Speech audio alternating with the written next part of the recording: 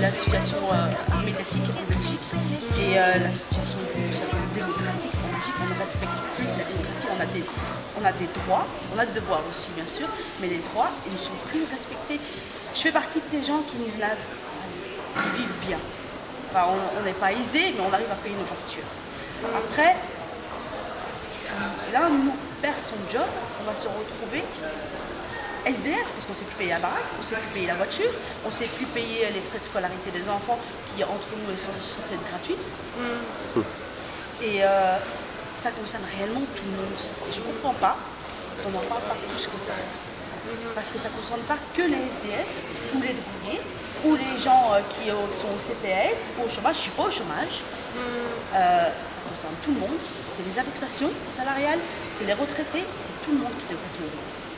C'est pas normal qu'en plus on fasse un boycott pareil autour des mouvements populaires. Et ça dure depuis le début de la crise économique, depuis 2007, la crise politique, on boycotte systématiquement toutes les initiatives populaires. Non, j'ai que 27 ans, donc quand la crise politique a commencé en 2007, j'avais 24 ans. Bon, la politique, ça me sortait un peu par au-dessus. Et puis j'ai commencé un petit peu à m'y intéresser à cause de certains mouvements nationalistes. Et alors là, ça commençait à me prendre un peu au trip. Donc j'ai suivi les manifs un petit peu sur Bruxelles pour les gouvernements et tout ça. Et de fil en aiguille, j'ai lié des contacts avec des gens et c'est grâce à eux sur mon mur Facebook que finalement je vois qu'il y a d'autres mouvements. D'accord. Et c'est grâce à ça finalement que j'ai appris l'existence des camps d'indignés en Belgique. Parce que sinon j'avais entendu juste vaguement aux informations ce qui se passe en Espagne. Et je pense que déjà le fait qu'on soit boycotté médiatiquement, les gens ne savent pas forcément ce qui se passe, mais qu'ils ouvrent aussi leurs yeux. Ça on en parle suffisamment du package qui vient d'être passé. Il est monstrueux pour nous. Je sais que la Grèce c'est loin, que bon... je sais que les gens sont égoïstes, ils s'en foutent un peu de ce qui se passe chez le peuple à 2000 km d'ici, mais ça arrive ici, ça concerne tout le monde. Et s'il n'y a plus d'indexation salariale, ça va être la misère, parce que les prix pour le pain, il a 2,30, on va continuer à augmenter ton salaire pas. Mais moi, c'est surtout à la classe moyenne que je voudrais m'intéresser. J'en fais partie, donc je sais ce que c'est qu'on a plus... il faut s'occuper des gosses, il faut s'occuper du boulot, il faut s'occuper des prêts. On a plein de choses à penser. On n'a pas envie forcément de se mêler à tout ce qu'on entend. Et je sais qu'aussi, on se dit aussi ils en font peut-être un peu trop, qu'il y a des clichés qui reviennent comme ça, que ce sont que les gens sans le sou, mais c'est pas vrai. Il y a des gens de la classe moyenne, il y a des gens qui sont éduqués, qui participent, il y a des syndicats qui viennent aux réunions, et c'est vraiment vital que maintenant sur la classe moyenne qui se mobilise, parce que c'est la plus nombreuse. C'est eux qui ont le poids dans ce pays, et dans l'Union européenne en général. C'est la classe moyenne qui doit jouer son rôle maintenant. C'est toujours les plus pauvres qui sont touchés, donc c'est toujours eux qu'on entend en premier, mais il faut en briller. Voilà. Merci beaucoup.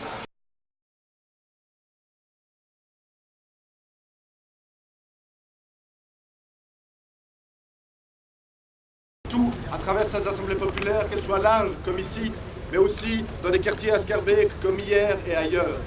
C'est que c'est pas simplement un lieu où on se retrouve en tant que militant pour construire des plans stratégiques.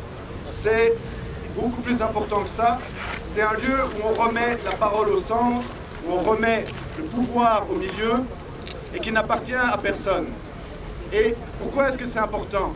C'est qu'on sent bien que dans la situation présente, c'est la définition même de la politique qui doit être réinventée.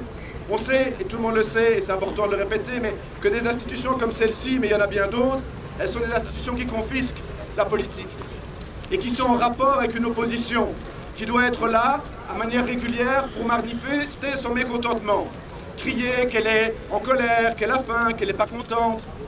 Mais la politique, ça n'a jamais été ça. La politique, c'est la parole publique. C'est le fait que n'importe qui pense, n'importe qui réfléchit, n'importe qui vit quelque part. Et il n'est pas simplement là pour crier son désespoir face à une institution, il est là parce que c'est son existence qui est en jeu. Et je pense que c'est là qu'il y a quelque chose qui est en jeu dans la manière dont on se rassemble ici, et pas simplement avec une estrade et quelqu'un qui vient nous expliquer ce que c'est les plans d'austérité. On sait bien que l'austérité, c'est la loi de ce monde, il n'y en a jamais eu d'autre. Elle s'aggrave, c'est le cours des choses. Ce qu'il faut, c'est construire une base qui peut résister à ça. Quand on dit construire des alternatives, ça paraît un peu pas très palpable. mais c'est parce qu'elles sont diversifiées.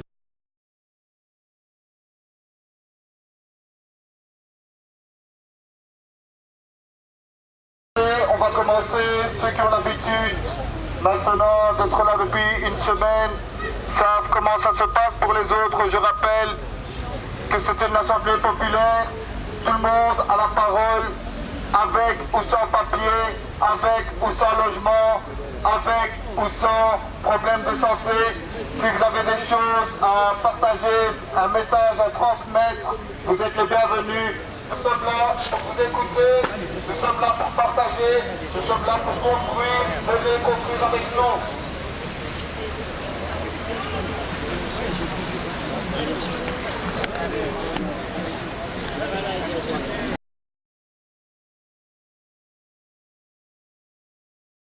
Moi, je pense qu'il y a une réelle injustice dans le monde et j'ai l'impression, et pour ça, personnellement, pour ça, il faut vraiment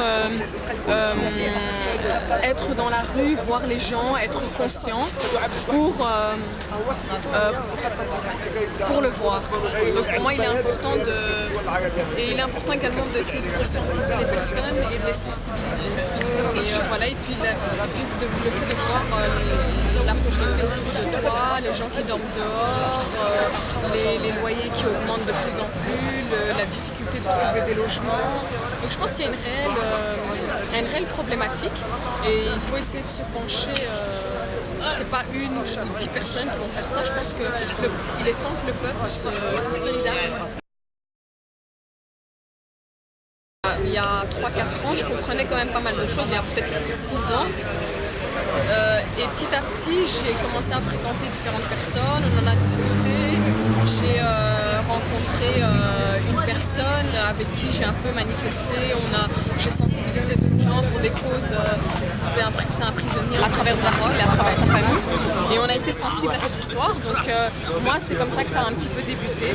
J'ai commencé à me rendre à différents rassemblements, à sensibiliser les gens, et petit à petit je me suis dit qu'il fallait vraiment aujourd'hui faire un peu plus et s'impliquer un peu plus que simplement arriver à une manifestation et puis revendiquer, juste pour revendiquer, il fallait faire un peu plus, et c'est pour ça que j'essaie de, là par exemple pour notre mouvement décent, on a essayé de distribuer des prospectus, essayer de sensibiliser les gens. C'est pas évident parce que les gens, soit ils sont dans leur confort personnel et ils sont très contents, soit on a des personnes qui ont peur de quoi, bon ça peut être chacun a ses raisons, et donc on essaye un petit peu de trouver les mots qui font qui se bougeront, quoi. Parce qu'il est temps, je pense. Les révolutions nous l'ont vraiment prouvé, c'est le peuple, c'est à partir du peuple que tout est parti, donc ce n'est pas le gouvernement qui va venir et vous donner vos droits. Je pense que les droits, ça s'arrache, voilà.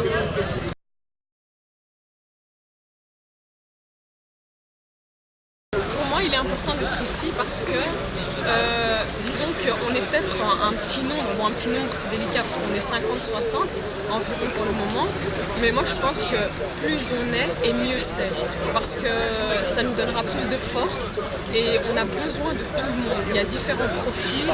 Il y a des gens qui dorment dans la rue, il y a des gens qui n'ont pas de papier, il y a des gens qui ont des problèmes à trouver un logement, il y a des gens qui sont discriminés point de vue embauche, il y a des gens qui sont discriminés au sein de l'enseignement. Donc je pense que toutes ces personnes-là, quelle que soit votre origine, quelles que soient vos convictions religieuses ou pas, sont vraiment les bienvenues, et je pense qu'on a vraiment besoin de tout le monde parce qu'en se divisant, notre force se réduit.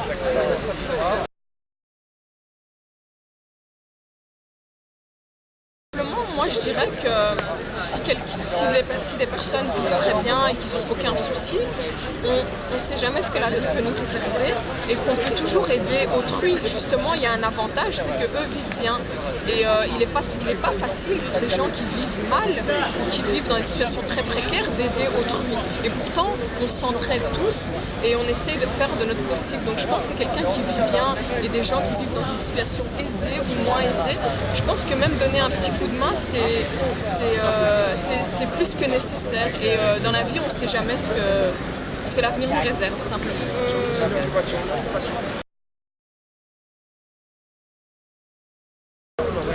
Pour moi, il est important Pour moi ici déjà, ce que je trouvais très intéressant dans cette assemblée, le mouvement des Cent, c'est que justement on essaye de regrouper toutes des revendications qui concernent un peu tout le monde, des revendications communes, sans religion, sans inclure la religion, sans inclure l'origine. C'est simplement pour mettre, c'est toutes des revendications qui concernent tout le monde. C'est ça qui est intéressant et que ça doit venir du peuple. Et que j'ai l'impression qu'ici, les gens sont intéressés, les gens ont pris la parole, ont parlé de leur expérience, de leur vécu. Et c'est ça qui est intéressant, sans honte et sans peur. Et on se rend compte en fait que chaque fois que quelqu'un prend le micro, ce sont des gens du peuple qui sont oubliés, qui sont mis à l'écart. Et ils ont trouvé, certaines personnes qui passent et qui voient cette assemblée, ils se mettent à participer, à prendre le micro. Et c'est ça que je trouve intéressant. Super, merci beaucoup. Je suis là parce qu'en fait j'ai été informé par mon cousin par rapport à ce mouvement des indignés et c'était des idées que j'avais depuis mais je n'avais pas un cadre d'expression et que eux ils ont pris cette initiative et m'ont offert un cadre d'expression. Et donc je me suis dit pourquoi pas ne pas aller dire même si c'est 2 mots pour essayer de conscientiser davantage les masses.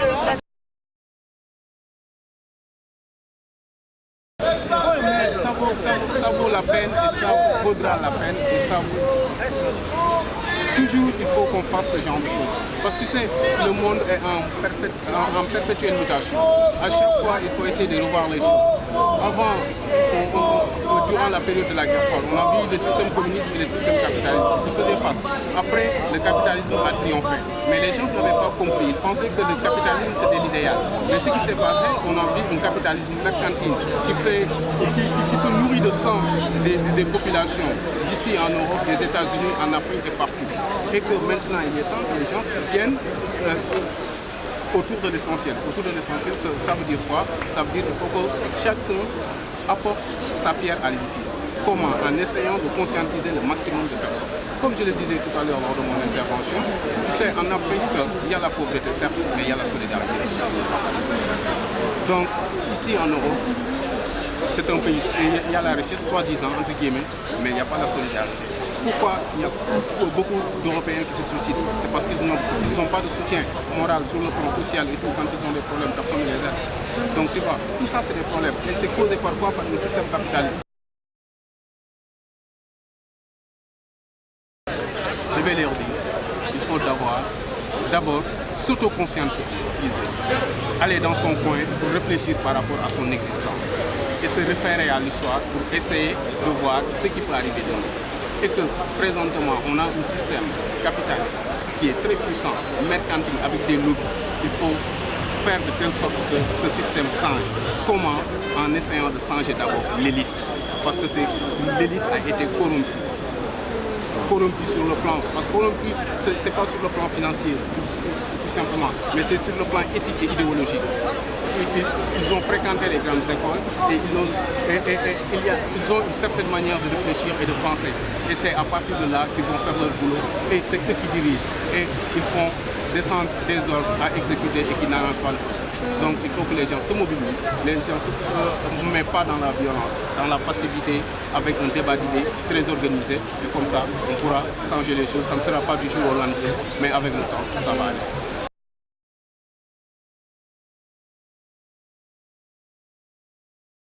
Il ne faut pas y aller sans unité.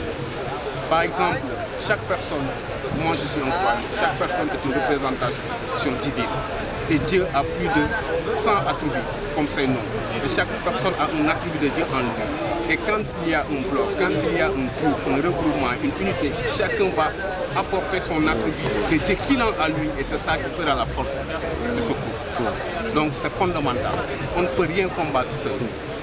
Il faut toujours s'unir autour de l'essentiel, faire taire nos divergences personnelles. Et comme ça, si tout le monde est satisfait, tu es satisfait. Mais si chacun pense qu'il va s'en sortir de son côté, au finish, et ça sera trop tard, il saura qu'il ne va pas s'en sortir. Et ça sera trop tard. Depuis mes 16 ans, au Sénégal, à l'école, j'étais déjà président de foyer, donc syndicaliste. Après, j'ai commencé à faire de la politique au Sénégal. Ça ne m'a pas empêché de faire des études. Tu sais, au Sénégal, j'avais un bon boulot. mais qui ne payaient pas bien. Et je voyais des gens qui voulaient avoir ce boulot, mais qui ne comprenaient pas ce qui était derrière. Donc il fallait venir en Europe, essayer d'acquérir le maximum de connaissances supplémentaires, pas en termes d'études parce que j'avais déjà un master, mais en termes d'expérience professionnelle de la vie, pour pouvoir apporter ma pierre à l'édifice. Donc ça fait plus de, 14 ans ou 15 ans, parce que maintenant j'ai 33 ans, 34 ans. Bon, merci beaucoup.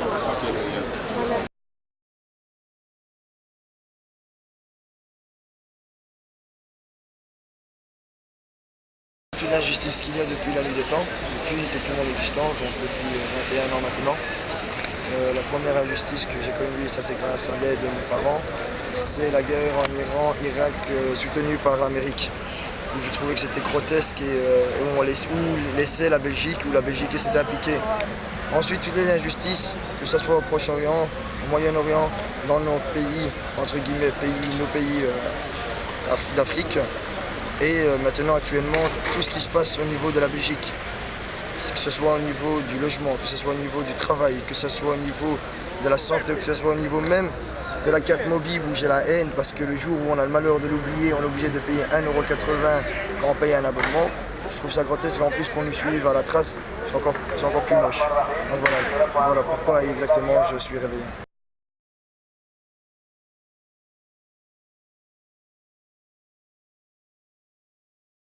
J'applaudis vraiment les médias parce qu'à un moment j'étais lors d'une manifestation, tout simplement, en tant que simple citoyen, puisqu'on m'avait demandé de venir, j'étais même pas impliqué.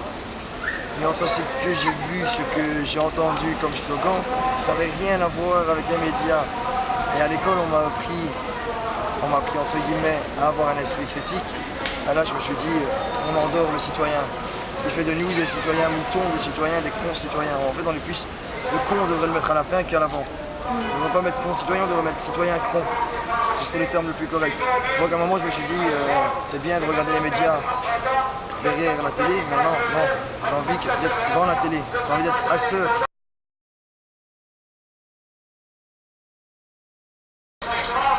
Parce que moi qui ai fait plusieurs assemblées populaires, c'est la seule assemblée qui parle d'elle-même.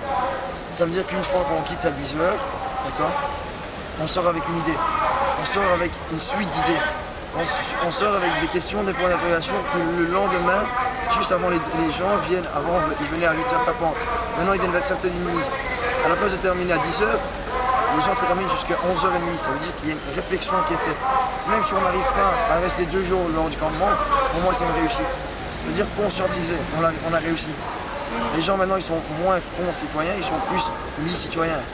Ils penchent encore entre est-ce que je reste spectateur ou est-ce que je reste acteur. Pour moi c'est une prise de conscience et ça a été une réussite déjà à la base.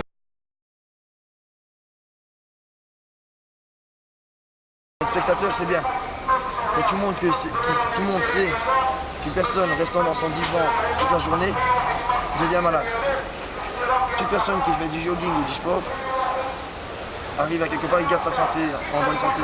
Quelqu'un qui défend ses droits, même le plus qu'un minimum, vit bien, vit heureux. Celui qui serve seulement sur son sort, il va avoir des psys qu'il n'arrive pas à payer à 60 € l'heure. Donc tout simplement, le mouvement du capitalisme, c'est quoi? C'est chacun pour soi, Dieu pour tous.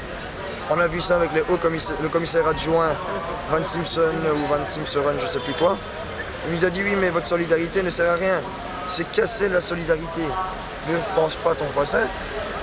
Mais s'il fait quelque chose d'illégal, il faut annoncer l'État. Quand ton voisin il lui manque 1 litre de lait, il ne faut pas l'aider. Il y a encore 10 ans, 15 ans en Belgique, j'avais encore la gueule, vous m'excuserez le terme, d'aller chez mon voisin lui demander « Excuse-moi, tu n'as pas du sel ?» Aujourd'hui, actuellement, les voisins n'ont plus ce contact-là parce que si je vais lui demander du sel, il va se dire que j'ai pas les moyens. Si j'ai pas les moyens, il va dire quoi? Que je suis un clochard. Ça veut dire que je suis en dessous de lui. Vous voyez toutes ces psychologies que l'État a fait que... Avant, non. Avant, le voisin qui n'avait pas un œuf, qui n'avait pas du lait, regardez, que ce soit 22h, que ce soit 23h. Moi, je me rappelle encore, pour une petite anecdote personnelle, il y avait des invités qui étaient venus chez nous une fois à 23h. Il nous manquait du pain. Il y a 10 ans, on allait toquer à la porte de mon voisin, lui demander un pain. Il n'y avait pas d'autre, on allait avec le sourire, il nous donnait avec le sourire.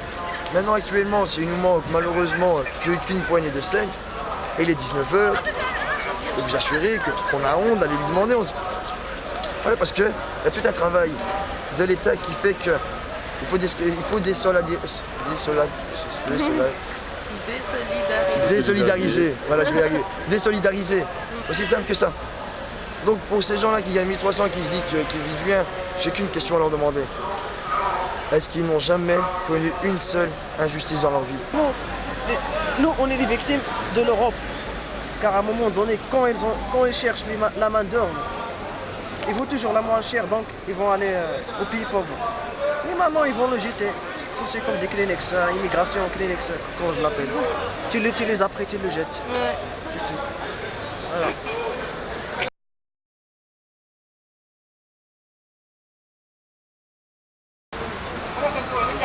Enfin, pour moi,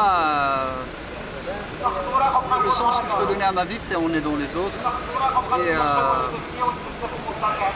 Et je suis là parce que au niveau de mes ancêtres, que ce soit au niveau des ancêtres de tout le monde, on est tous des enfants d'immigrés. Et la création de l'État-nation, c'est quelque chose de très récent par rapport à l'histoire du monde. Et donc, vu que mes ancêtres aussi ils viennent un peu partout et ils ont quitté la misère. Et aujourd'hui, bon, je suis un nanti, je vis dans une famille qui a de l'argent, mais j'oublie pas mon histoire et c'est important de se battre pour des gens qui aujourd'hui auraient bien pu être mes ancêtres.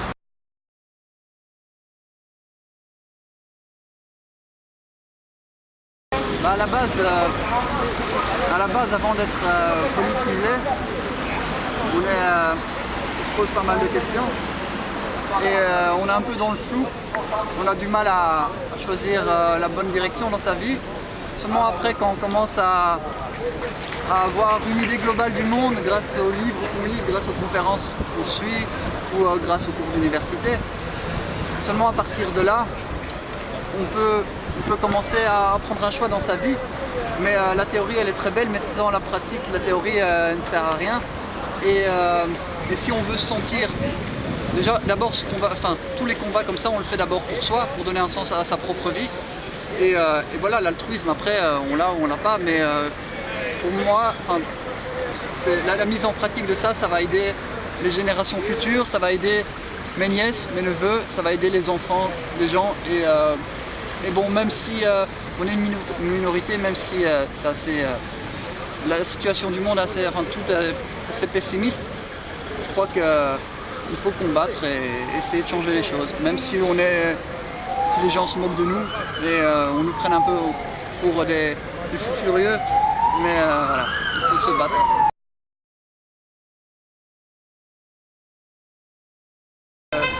L'humain doit de toute façon être au centre de tout. Il faut être en permanence à l'écoute de son prochain, l'aider. Et seulement en faisant ça qu'on va un peu s'éloigner de ce monde d'égoïsme, d'isolement, de cette société où c'est l'individu qui prime sur le collectif. Et même si on a tous des différences, il faut aller vers l'autre.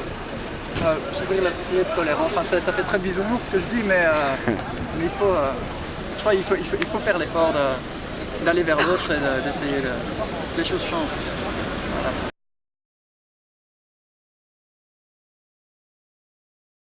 Enfin, là, si les pays européens ne se mettent pas d'accord sur la crise en Grèce, les mesures d'austérité vont venir en Belgique et tous les acquis sociaux qui vont tomber alors. Donc on n'est pas, on n'est pas protégé. On se croit protégé parce qu'on a ce petit confort, mais du jour au lendemain, tout peut basculer.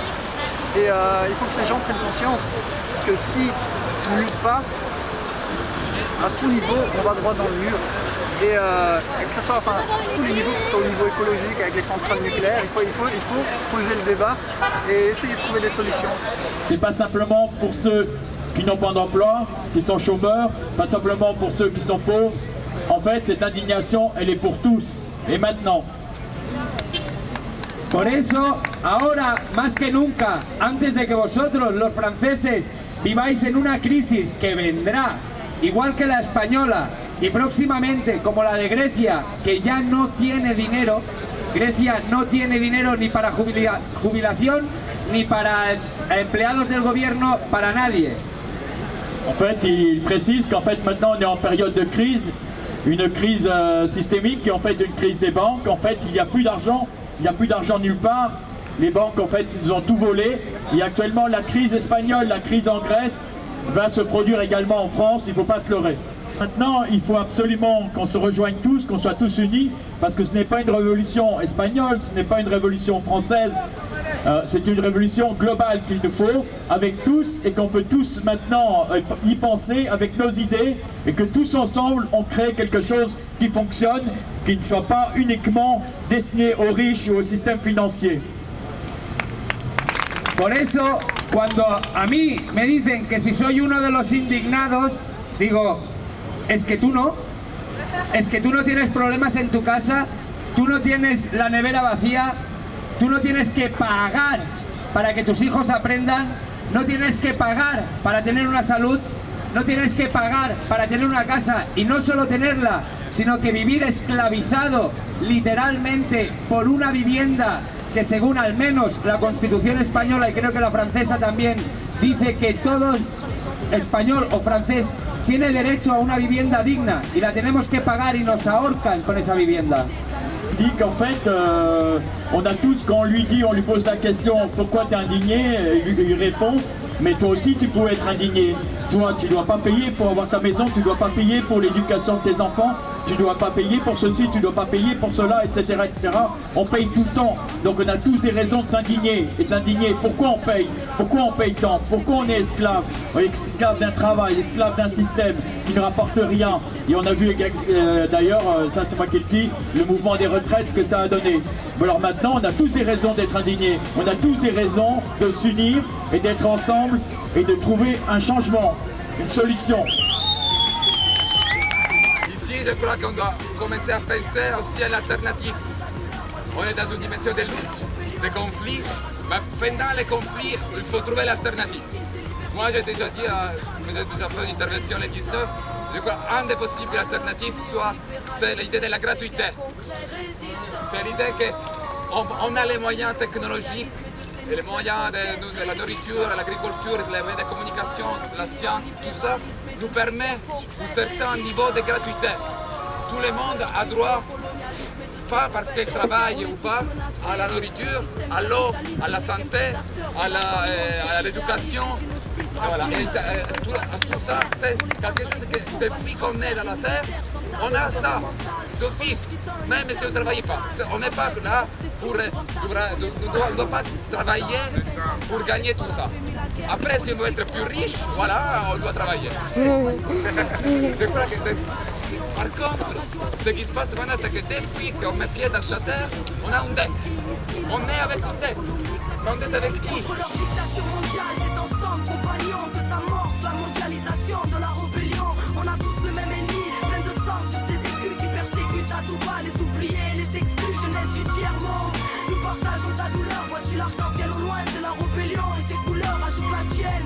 Là où est écrit en gros, justice et liberté pour tous, à nous de cramer leur enclos. Babylone, Babylone, entends-tu la colère monte, les oubliés de l'Occident et les oubliés du tiers-monde. Babylone, Babylone, tu nous as dit c'est marche ou crève, alors on marche ensemble contre toi pour faire valoir nos rêves. Babylone, Babylone, tu voudrais voir notre déclin, que nos idéaux partent en éclats, mais méfie-toi car on est plein. Babylone, Babylone, ta fin est proche, compte sur nous pour danser sur tes cendres quand ton règne finira enfin. Résistance.